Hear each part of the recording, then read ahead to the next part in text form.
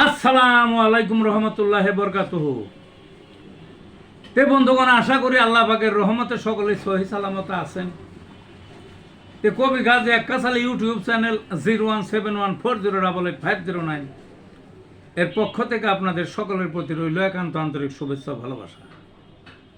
তে বন্ধুগণ, এখন আপনাদের সামনে স্বরচিত যে কবিতাটা পাঠ করবার চেষ্টা করব, কবিতাটার নাম হলো ধোপার পুত্র আরাধন। কি কবিতাটার নাম?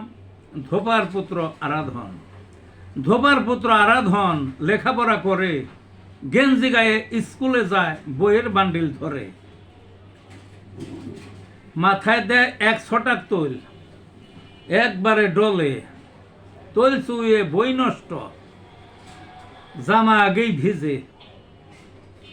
মাস্টার মশাই দেখে তাকে, গালি ঝাড়ে কষে, ভয়ে সে আক্কেল গরম, পড়া কি আর হবে? কি করিবে দিশা পায় না, কেন মাস্টার বকে, অন্য ছাত্র কাছে যায় না, বসে একটু ফাঁকে।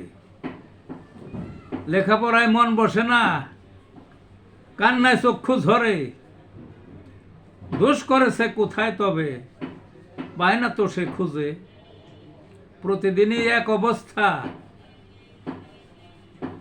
পড়া দিল ছেড়ে, মধ্যপথে ঝরে পড়ল, জীবন গেল থেমে।